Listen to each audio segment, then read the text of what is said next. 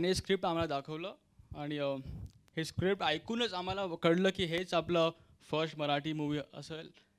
तर I think you should speak something about your experience, how you got the script to us and how it was. नमस्कार. सगळ्यात पहिल्यांदा तुम्ही इकडे आलात त्याबद्दल माझ्याकडून तुम्हाला थँक्स. फिल्मबद्दल बोलायचं झालं तर जसं हिने सांगितल्याप्रमाणे मी बऱ्याच फिल्मला असोसिएट डिरेक्टर म्हणून काम केलं. असोसिएट डिरेक्टर म्हणून काम करताना डिरेक्टर होण्याची इच्छा होती म्हणूनच असोसिएट डिरेक्टर म्हणून काम करत होतो. डिरेक्टर होण्याची एक प्रोसेस असते, तुम्हाला सगळ्यांना माहिती आहे की एक स्क्रिप्ट बनवावं लागतं, त्याच्यानंतर 4 ठिकाणी फिरावं लागतं ती स्क्रिप्ट घेऊन, प्रोड्युसर शोधावे लागतात. पण माझ्या कामामुळे किंवा माझ्या नशिबामुळे ही फिल्म माझ्याकडे चालून आली. आमचे प्रोड्युसर्स सुरेश सावंत, अमोल काळे यांच्याकडे एक स्क्रिप्ट होतं. त्यांनी मला ऐकवलं की ही स्क्रिप्ट आपल्याला करायची आहे. आणि यात सगळ्यात मोठा हात असलेली व्यक्ती म्हणजे अंकुशदादा. अंकुशदादाबरोबर मी एक फिल्म केली होती झकास म्हणून, असोसिएट डिरेक्टर म्हणून त्याला. आणि ॲज अ ॲक्टर तो करत असताना दुनियादारी, रिंगा रिंगा ह्या 2 फिल्म केल्याच होत्या. तर त्याला माझ्यावर विश्वास होता आणि तो विश्वास सार्थ ठरवण्याची वेळ आली होती. म्हणून त्याने माझं नाव या 2 प्रोड्युसर्सना ऐकवलं आणि ते माझ्याकडे आले आणि त्या प्रोसेसला सुरुवात झाली. आता पहिलीच फिल्म ॲज अ डिरेक्टर आणि तीही एवढ्या मोठ्या बॅनरची, म्हणजे संगीता अहिर, क्रिश अहिर, अमोल काळे, साई पूजा फिल्म्स, सुरेश सावंत आणि त्यात अंकुश चौधरीसारखा एवढा मोठा स्टार. म्हणजे फर्स्ट डे ऑनेस्टली मी बाप्पाची पूजा करत होतो आणि तिकडे अचानक क्लॅप ठेवला गेला दगडी जायचा आणि त्याच्यावर नाव होतं दिग्दर्शक चंद्रकांत कणसे. त्यावेळेस माझ्या मनात धस झालं होतं की यार आपल्याला आता पुढे खूप खूप खूप काम करायचं आहे आणि खूप चांगली फिल्म बनवायची आहे. त्याच्या आधी मी खूप रिसर्च केला ह्या गोष्टीबद्दल, स्क्रीन प्लेमध्ये काही बदल केले, अंकुशदाला पण ऐकवले, सगळ्यांना ऐकवले की असं असं मला वाटतंय. आणि मग या फिल्मच्या प्रोसेसला सुरुवात झाली आणि माझ्या सगळ्या टीममुळे ही फिल्म बनली आहे असं मला वाटतंय. माझा एकट्याची मेहनत नाही आहे, तर सगळ्यांची ही मेहनत आहे जी तुम्ही आता बघितली. थँक्यू. नेक्स्ट मला असं वाटतं त्यांनी बोलू नये, डायरेक्ट गावं. सौमित राज.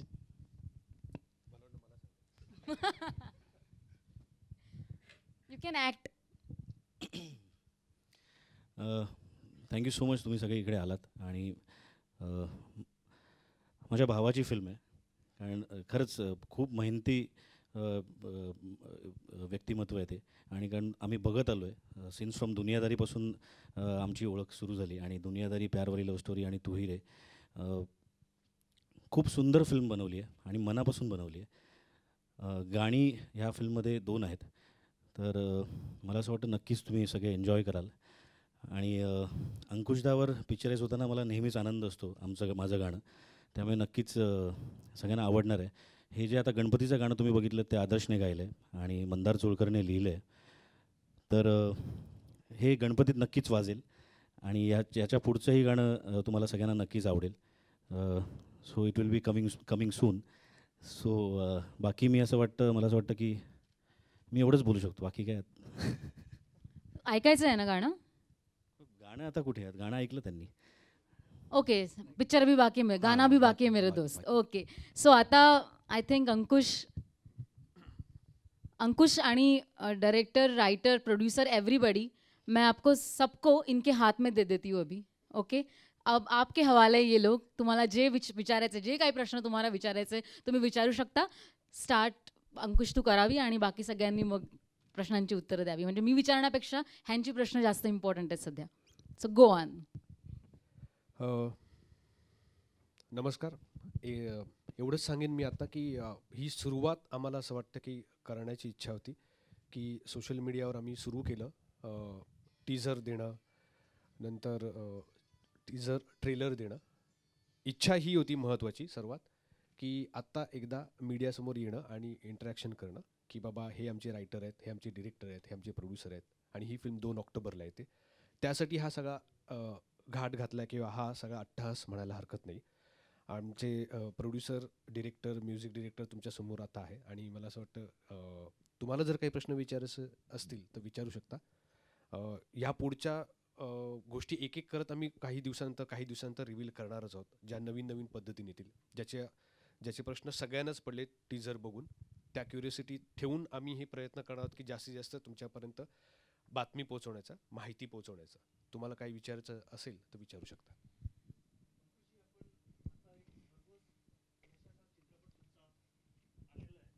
तर या चित्रपटातून आपली किती अपेक्षा आहे आणि हा चित्रपट त्या चित्रपटापेक्षा वेगळ्या पथडीतला आहे, तर तुम्ही किती तयारी केली या चित्रपटासाठी?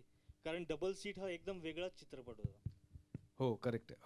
मला असं वाटतं की सर्वात जास्त मेहनत माझ्यापेक्षा रायटर आणि डिरेक्टरने घेतली आहे. मला खूप चांगल्या पद्धतीने प्रेझेंट करण्याचा प्रयत्न केला आणि मुळात गोष्ट चांगली आहे हा विचार करून मी या फिल्मला हो म्हटलं. आणि आधीची फिल्म म्हणजे जी डबल सीट आता चालू आहे, अजूनही चालू आहे आणि ही चालू असताना आजही त्याचा बिझनेस चांगला चालला आहे. मला असं वाटतं हे आपले जे प्रेक्षक आहेत ते खूप चोखंदळ आहेत आणि ते चांगली गोष्ट बघायला आवडते त्यांना.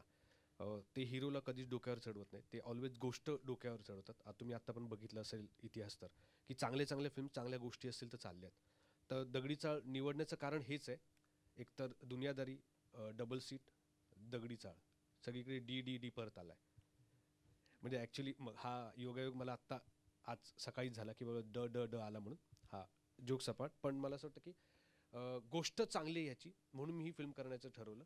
आणि ज्या पद्धतीने प्रेझेंट झाली आता आम्ही जेव्हा अख्खी फिल्म बघितली त्यानंतर मला असं वाटतं की हे देखील लोकांना खूप आवडेल आणि एक वेगळा जॉनर बघता येईल. म्हणजे काय म्हणूया आपण, मी ट्राय करतोय की वेगवेगळे सब्जेक्ट घेऊन करायचं.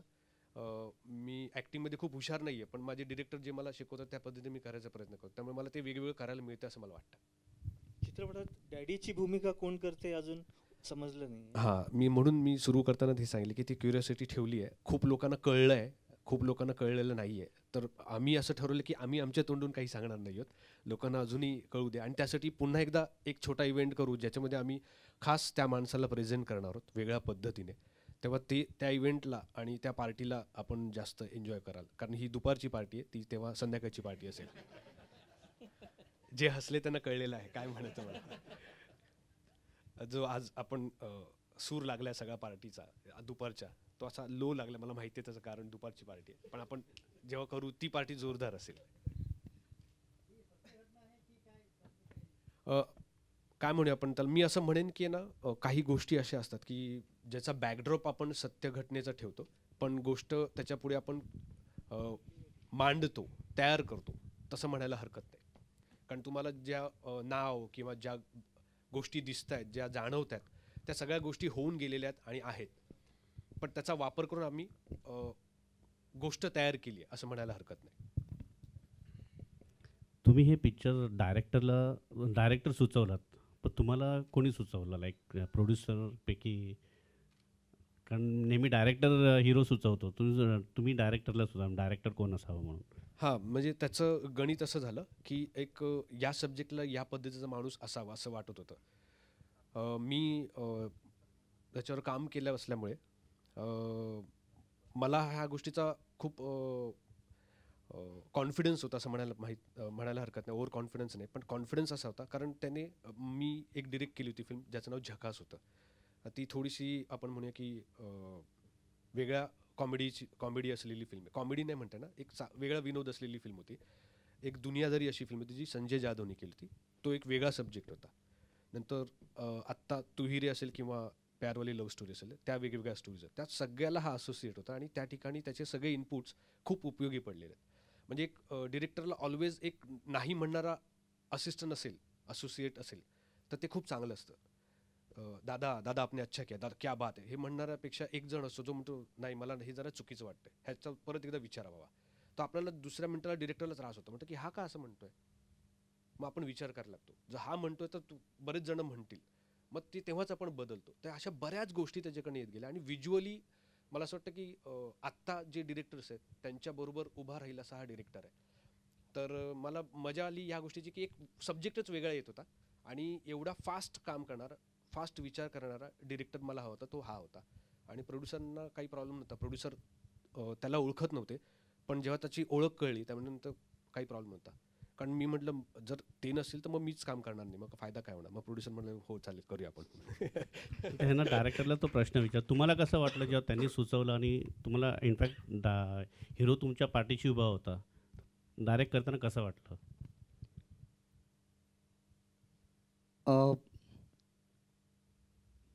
बेसिकली मी मगाशी म्हणालो की डिरेक्टर होण्यासाठी खूप स्ट्रगल करावं लागतं.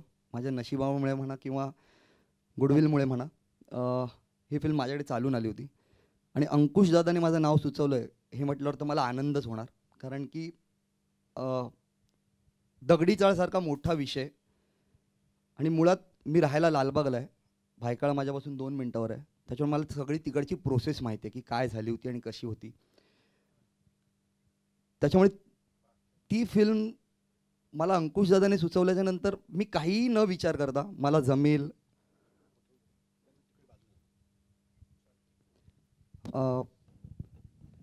ही फिल्म आल्याच्यानंतर मी काहीही विचार नाही केला. मला जमेल नाही जमेल, किती वेळ मिळेल मला अभ्यास करायला. मी हो म्हणालो की नाही मी करतो. मला अंकुश दादाबरोबर काम करायचं होतं कारण की खूप विचार करून काम करणारा नट आहे. म्हणजे एकमेव नाही म्हणता येणार, पण खूप विचार करून काम करणारा. आणि त्याचे सजेशन जेवढे या फिल्मला आले ते मी खूप युटिलाइज करायचा प्रयत्न केला आणि त्यातून ही फिल्म बनली आहे. माझे गुरु संजय जाधव, त्यांच्या पावलांवर पाऊल ठेवायचा मी प्रयत्न केला आहे आणि मला असं वाटतं मी चांगलं काम केलं आहे. बाकी तुम्हाला फिल्म आल्यावर कळेलच. अंकुशी, तुमची किती तयारी होती स्क्रिप्ट तुमच्यावर आल्यावर? तुम्ही काय त्यासाठी जे काय धडपड केली किंवा काय? मी ही गोष्ट खूप प्रयत्न केला की पहिली जी गोष्ट आपण नेहमी म्हणतो की ह्यात नवीन काय केलंयस तू, असं जे असतं ना, ते मी करायचा प्रयत्न केला की आधीच्या कुठल्याही फिल्मचा पगडा त्याच्यावर येऊ नये. हां, थोडंसं ॲक्शन आणि ही या गोष्टी त्या सिमिलर राहतात, पण आम्ही खूप प्रयत्न या गोष्टीचा केला की त्या काळातली फिल्म दाखवताना त्या काळातला माणूस कसा राहील. आणि त्या काळात हे खूप चांगलं झालं की मी त्या एरियात राहायला आहे, परेल एरियामध्ये राहायला, आजूबाजूला सगळं माहिती आहे, ह्याला देखील माहिती आहे. तर त्याचा खूप फायदा झाला. ती वागण्याची पद्धत, कपडे घालण्याची पद्धत, त्या हिरोचा त्यावेळेचा पगडा, त्यावेळेला पोलीस कशा पद्धतीने कोणाशी कसे वागतात, त्या काळात कसे वागत होते आणि त्यावेळेला ॲटमॉस्फिअर काय होतं, किती भीती होती आणि किती माणसं या रस्त्यावरून त्या रस्त्यावर जायला सेकंद लागायचा नाही, की मोह व्हायचा की हा रस्ता सोडून त्या रस्त्यावर जाऊया, इथून ह्या गोष्टी मिळतात म्हणून. भले तो छोटा रस्ता असायचा आणि कमी वेळात संपून पण जायचा. म्हणजे आम्ही नेहमी म्हणतो की ही गोष्ट जो सुरू करतो तो माणूस एकतर वरती देवाघरी जातो, नाहीतर मग आतल्या घरी जातो, दोन्हीपैकी एक काहीतरी होतं. तो लवकरात लवकर जातो असं म्हणतात. तर ती जी एक त्या मुलांमध्ये, त्या वयातल्या मुलांमध्ये जे नेहमी डोक्यात असायचं ते आणण्याचा प्रयत्न खूप केला. ते ॲटमॉस्फिअर, ते आजूबाजूचा माहोल, कपड्यांपासून, वागण्यांपासून, बोलण्यापासून, रिॲक्ट होण्यापर्यंत. आणि त्यावेळची भीती, आता आपण कसं झालं की भीती जरा कमी झाली असं मला वाटतं. कारण टी व्हीवरचं, थिएटरमध्ये आपण खूप गोष्टी अशा बघतो की ज्याच्यामुळे आपली भीती लपत चालली, संपत चालली. त्यावेळेला ती भीती होती. सतत आपण जे पेपरमध्ये वाचायचो त्याचा इम्पॅक्ट आपला दिवसभर राहायचा. आज तसं होत नाही. पेपरमधली बातमी किंवा टी व्हीवरची बातमी बघून झाल्यानंतर दुसऱ्या मिनिटाला दुसरी बातमी आली की आपण परत त्या बातमीमध्ये निघून पण जातो. तर तो जो इम्पॅक्ट आहे, एक ठहराव लागतो, तो ठहराव आणण्याचा प्रयत्न केला. ते तुम्हाला जाणवेल असं मला वाटतं. थोडंसं काम आहे ते, पण जाणवेल असं मला वाटतं.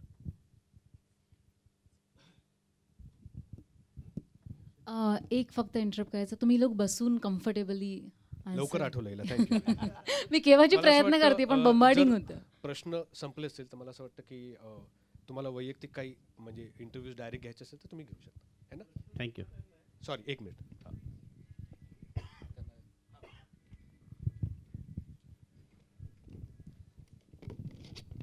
हा तुमचा पहिला मराठी चित्रपट असावा असं वाटतंय. तर या चित्रपटामध्ये करायचा अनुभव कसा आणि काय काय तुम्हाला डिफिकल्टीज किंवा असं काही सिच्युएशन्स फेस करावे लागले का चित्रपट निर्माण करण्यामध्ये? काही अनुभव आलेत का, त्याच्याबद्दल काही सांगाल का? मी पहिल्यांदा सर्वांचे आभार मानतो. मी 20-22 वर्ष ह्या लाईनीमध्ये आहे. मी ज्यावेळेस फर्स्ट टाईम आम्ही प्लॅनिंग केला असे पिक्चर बनवायची, मी अंकुश सरांना रिक्वेस्ट केली. त्या हिशोबाने माझा एक अनुभवाच्या हिशोबाने सॉरी जास्त काय बोलता येणार नाही आहे, पण मी जर सरांकडे गेलो आणि सरांनी आम्हाला होकार दिला. त्यानंतर आम्ही प्लॅनिंग केलं आणि पिक्चर सुरुवात केली. याच्यामध्ये जास्त डिफिकल्ट अशी काही गोष्ट काय घडली नाही. थँक्यू. चित्रपटाचं प्रमोशन बद्दल काही सांगा का कसं करणार आहात ते? प्रमोशन चांगल्या स्केलला आहे. प्रमोशनसाठी कृष्णा सर डिस्कशन करतील. Promotion, we are trying to, English is fine? Yeah, no problem. Okay. Promotion, basically we are trying to create an aura of the film by not revealing a lot of things. Like, as you saw the teaser, it's not revealing a lot. So we're trying to achieve that at least till 19th. And let's hope we succeed in that. And after 19th, you'll be surprised with the film's layers. And we're very proud to be associated with the film. Hopefully you all would enjoy it, and the rest of the whole substance of the film, you all will see it on the 2nd. And we're very confident about the film, and Ankush has rocked it, I feel, and superb. So, Your film thank is you. releasing on October 2nd. Which Yes. is a national holiday. Yes. Is that a deliberate ploy on your part? No. It just happened suddenly because there was a... No, I don't think so. आता जो Ganpati festival आहे त्याचा काय तुम्ही प्रमोशनला उपयोग करणार आहात का? हो, एक चांगली संधी या निमित्ताने आली आहे. आणि कसं असं फेस्टिव्ह वातावरणामध्ये माणूस खूप आनंदी असतो, आणि त्या आनंदामध्ये आम्ही सहभागी होताना त्यात फिल्मचं प्रमोशन देखील आम्ही करणार आहोत. आणि त्या पद्धतीने सगळ्यांचं आता हालचाली चालू आहेत. आणि बऱ्यापैकी मला असं वाटतं तुम्हाला गणपतीत दरवेळेला आम्ही कुठे ना कुठेतरी दिसत राहू. थँक्यू. Thank you very much.